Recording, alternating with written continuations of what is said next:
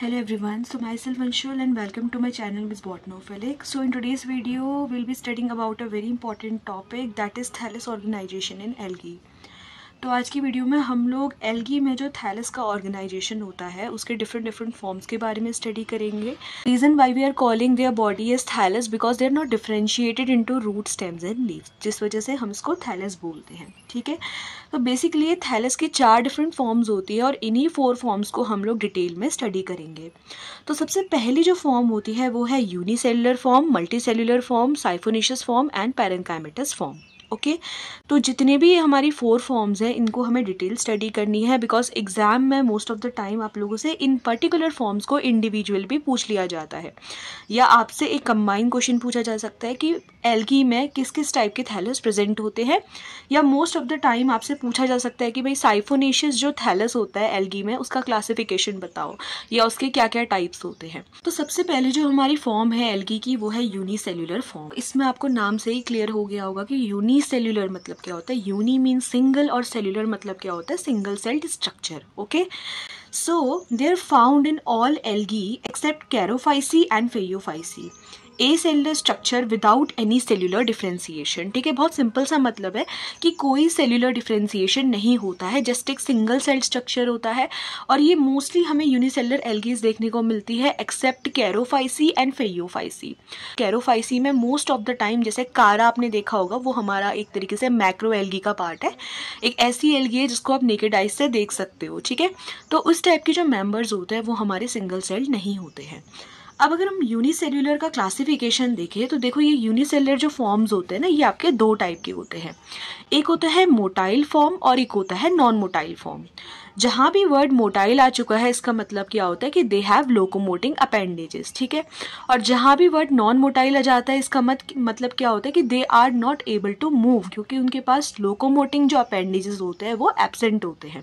Okay so motile मतलब they have locomoting appendages and they have the capability to move. और अगर हम non motile के बारे में कहेंगे they do not have the locomoting appendages and they do not have the capability to move from one place to another. अगर हम देखें तो जो मोटाइल वाला फॉर्म होता है ना इसके फर्दर ऑन 2 क्लासिफिकेशंस होते हैं. एक होता है राइजोपोडियल फॉर्म और एक होता है फ्लैजिलेटेड फॉर्म. जो वर्ड राइजोपोडियल होता है ये हम किसके लिए यूज करते हैं, बेसिकली कुछ हमारे बाहर की तरफ फिंगर लाइक स्ट्रक्चर्स होते हैं उनको हम राइजोपॉड्स वर्ड यहाँ पे उनको डिस्क्राइब करते हैं. ओके तो ये जो राइजोपोडियल फॉर्म होती है ना इनमें बेसिकली सेल वॉल बिल्कुल एब्सेंट रहती है. They have protective covering under plasma membrane जिसको हम पेरीप्लास्ट कहते हैं. Cytoplasmic projections that help in amoeboidal like movement. आप लोगों ने अमीबा देखा होगा तो उसमें स्यूडोपॉड्स होते हैं जो कि हेल्प करते हैं मूवमेंट में. तो एक तरीके से इसमें हम स्यूडोपॉड्स की जगह राइजोपॉड वर्ड यहाँ पे यूज करते हैं. बेसिकली इनमें सेल वॉल एब्सेंट होती है ना, तो इस तरीके से बाहर को स्ट्रक्चर निकले होते हैं जिनको हम राइजोपॉड्स कहते हैं. ओके अगर मैं सिंपल सा इसका एग्जांपल बताऊं राइजोपोडियल टाइप का जो यूनिसेल्युलर थैलस होता है which is basically motile in nature, और ये राइजोपोड्स हेल्प करते हैं मूवमेंट में. For example we have the Rhizochloris and we have the Chrysamoeba. Okay Chrysamoeba, amoeba word इसलिए आया क्योंकि इसमें क्या होता है बिल्कुल अमीबा का जैसा स्ट्रक्चर होता है. Okay now we have the flagellated motile form जो कि कैसी होती है, यूनिसेल्युलर होती है.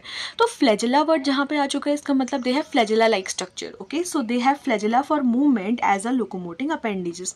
अगर आप लोगों ने बेसिक्स पढ़ा होगा तो आपको पता होगा कि बेसिकली जो माइक्रो ऑर्गेनिजम्स होते हैं उसमें कुछ लोकोमोटिंग अपेंडेजेस होते हैं जैसे कि फ्लैजिला, सीलिया, है ना, ये सब चीज़ें होती हैं. तो फ्लैजिला क्या होता है, लॉन्ग थ्रेड लाइक स्ट्रक्चर होता है जो कि हेल्प करता है मूवमेंट में किसी भी माइक्रो ऑर्गेनिज्म को. Okay for example we have Chlamydomonas in Euglena. तो क्लेमाइडोमोनस और यूग्लिना में बेसिकली आपको फ्लैजिला देखने को मिल सकता है. अगर ये आप स्ट्रक्चर देख रहे हो this is the structure of Chlamydomonas and this is the structure of Euglena. तो इन दोनों में ये जो आप थ्रेड लाइक स्ट्रक्चर देख रहे हो दिस इज फ्लैजिला. तो अभी तक जो हमने देखी थी वो तो थी हमारी मोटाइल फॉर्म. तो एल्गी में जो नॉन मोटाइल फॉर्म होती है अब हम उसके बारे में स्टडी करेंगे. So the non motile form is the one that do not have the capability to move. It have 2 different type of classification that is spiral form and coccoid form.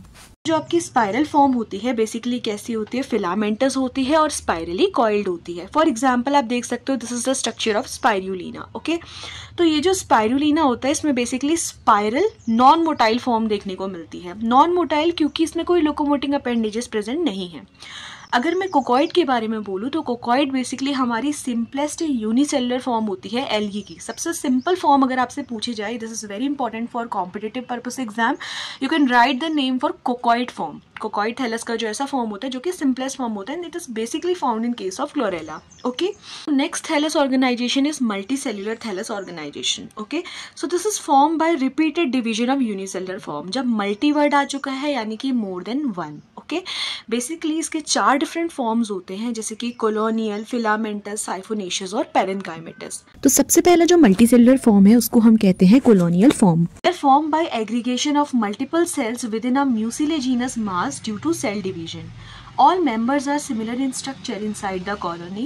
Some colony may break in pieces, but some are connected by cytoplasmic connection and hence do not break. ठीक है, तो basically colony word क्या होता है ना कि मिलजुल कर रहना। और जनरली ये जो कॉलोनी वर्ड हम यूज़ करते हैं ना, तो इसमें क्या होता है कि जितने भी मेंबर होंगे उनका स्ट्रक्चर बिल्कुल सेम टू सेम होगा। और किसके थ्रू कनेक्टेड होते हैं? साइटोप्लाज्मिक कनेक्शंस के थ्रू ये एक दूसरे से कनेक्ट रह के अलग अलग कॉलोनी के टाइप बनाते हैं। Okay. So colonial form is divided into 4 different categories, that is synovial, palmelloid, dendroid and rhizopodial.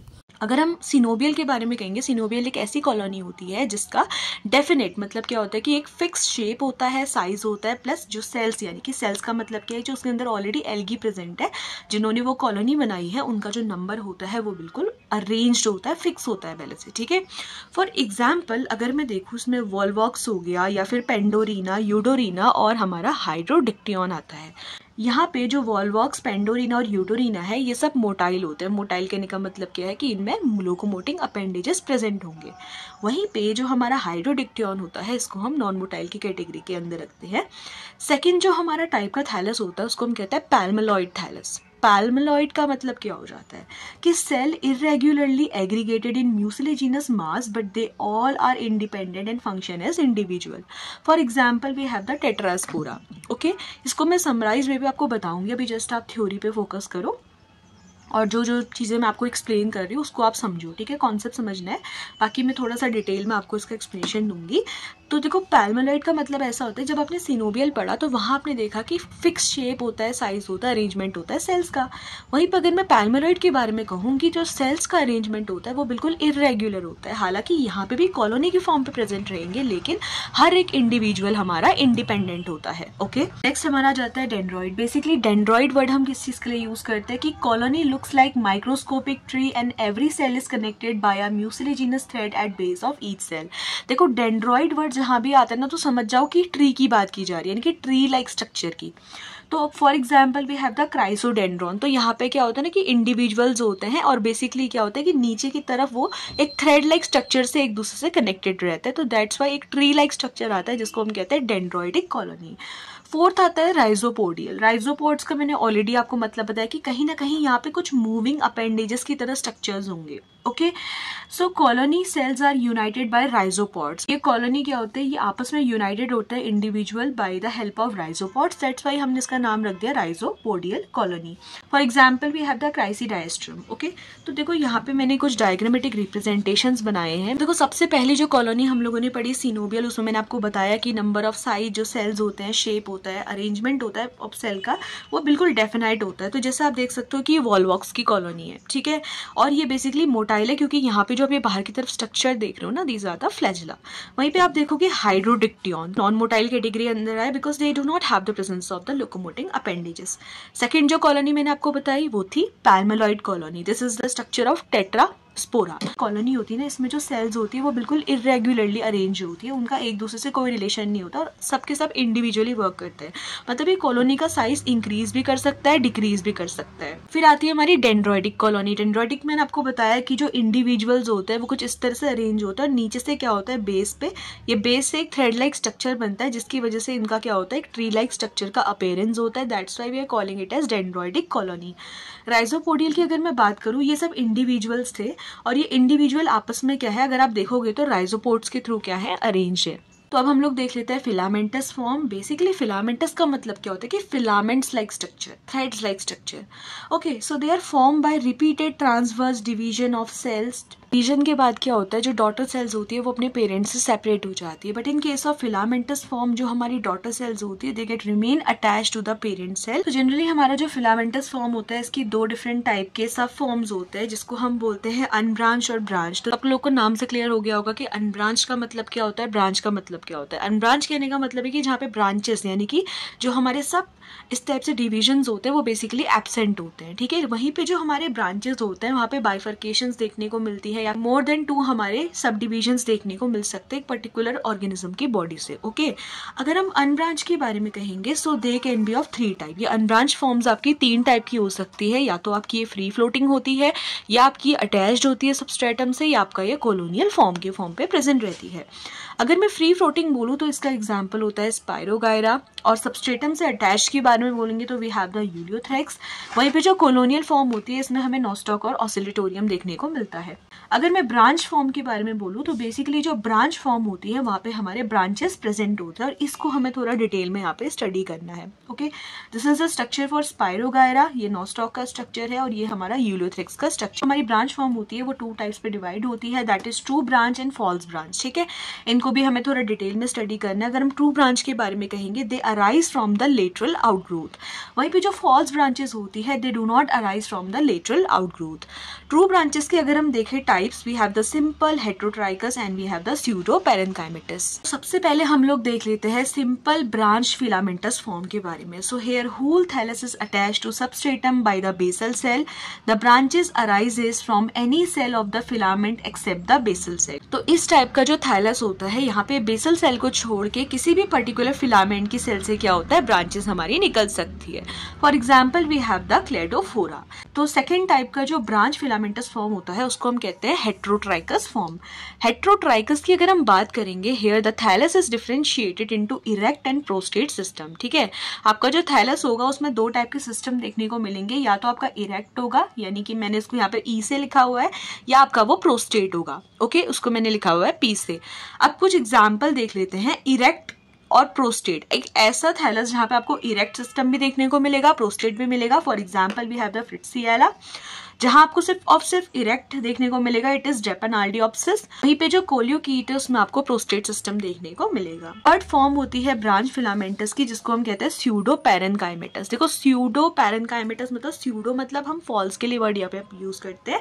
तो central and axial filament fuses to form a parenchymatous structure, जिसको हम स्यूडो थैलस कहते हैं। फॉर एग्जाम्पल जैसे आपका बेट्रिकोस्पर्मम और पॉलीसिफोनिया जो आपकी एल्गीज होती है, basically these are the red algae. Next जो हमारी कैटेगरी आती है जिसमें हमने पढ़ा था फॉल्स ब्रांचिंग। फॉल्स ब्रांचिंग कहने का मतलब है कि they are not arising from the lateral outgrowth, okay.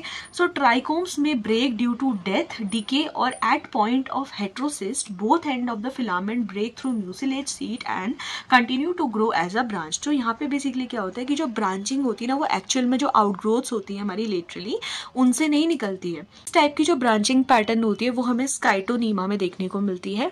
जो थर्ड हमारी फॉर्म है मेन, उसको बोलते हैं साइफोनेशियस फॉर्म। साइफोनेशियस फॉर्म क्या होता है कि मल्टी सेल्यूलर और एक तरीके से एसेप्टेट हमारा थैलस होता है। एसेप्टेट कहने का मतलब क्या होता है, सेप्टा या फिर डिवीजन नहीं होता है वहां पे। तो they are form by repeated nuclear division without wall formation. For example Vaucheria and Botrydium में आपको बेसिकली साइफोनेशियस फॉर्म देखने को मिलती है। मतलब क्या होता है कि न्यूक्लियर डिवीजन तो होगा लेकिन सेल्यूलर डिवीजन नहीं होगा। मतलब कैरियोकाइनेसिस होगा बट साइटोकाइनेसिस नहीं होगा। मतलब न्यूक्लियस तो डिवाइड करेगा बट सेल डिवाइड नहीं करेगी, तो मल्टी न्यूक्लियर कंडीशन आ जाती है। यानी कि जैसे ये हमारा वैक्यूल हो गया, this is rhizoid and this is nucleus in structure of Vaucheria. यहाँ पे आपको मल्टी न्यूक्लियर कंडीशन देखने को मिलेगी। वहीं पे अगर मैं बोट्राइचियम के बारे में कहूँ, सिमिलर कंडीशन होगी, this is vesicle, this is nucleus, ये मल्टी न्यूक्लिएट कंडीशन होगी यहाँ पे हमारी, okay. Fourth and last form of algae is parenchymatous form. Parenchymatous form बोले तो यहाँ पे क्या होता है हमारा, here foliose and tubular thallus are form by cell division in 2 और मोर देन 2 प्लेन्स, ओके। 2 या 2 से ज्यादा प्लेन्स में क्या होता है कि सेल डिवीजन हो जाता है हमारा। And daughter cells do not separate from parent and they form the parenchymatous thalli of various shape, okay. तो यहाँ पे ना थोड़ा थोड़ा आपको लीफ लाइक स्ट्रक्चर देखने को मिलेगा, या फिर अगर हम देखें तो स्काइटोसाइफोन हो जाता है, सेरेगैसम, इन टाइप का जो हमारा एल्गी होता है इसमें काफी कॉम्प्लेक्स फॉर्म इसको बोला जाता है, जो कि होता है पैरेन्काइमेटस फॉर्म, ओके। तो 2 या 2 से ज्यादा प्लेन्स में डिवीजन होता है। तो इन एल्गीज में क्या होता है, हायर थैलस का ऑर्गेनाइजेशन देखने को मिलता है, लीव्स लाइक स्ट्रक्चर देखने को मिलता है। हालांकि they are not actually leaves, but वो लीव्स लाइक स्ट्रक्चर बनाते हैं। तो यहाँ पे अगर आप देख सकते हो, these are the example of parenchymatous form. For example की फ्लैट फॉर्म जो है वो आपको उल्वा में देखने को मिलेगी, tubular in case of Scytosiphon, and complex structure is found in Sargassum. तो यही सब आता है हमारा थैलस ऑर्गेनाइजेशन इन एल्गी के अंडर। तो इसमें जितनी भी फॉर्म्स मैंने आपको पढ़ाई वो सभी फॉर्म्स इंपॉर्टेंट है। एग्जाम में आपसे इंडिविजुअल क्वेश्चन भी पूछा जा सकता है regarding any of the form. For example siphonaceous form क्या होती है, या फिर स्यूडो पेरेन्काइमेटस फॉर्म क्या होती है। तो इस तरह से आपने सारे फॉर्म्स को डिटेल में स्टडी करना है विद 2 to 3 एग्जाम्पल्स। ओके, तो जितने भी बच्चे बैचलर्स में है या फिर मास्टर्स में है जिनका एल्गी जो है एज अ सब सब्जेक्ट है, तो उनके लिए वीडियो बहुत हेल्पफुल रहेगी। तो इसके अलावा वीडियो में अगर आपको कोई भी डाउट फील होता है, आप मुझसे फ्रीली कमेंट सेक्शन पे पूछ सकते हैं। That's all for today's video. Thank you.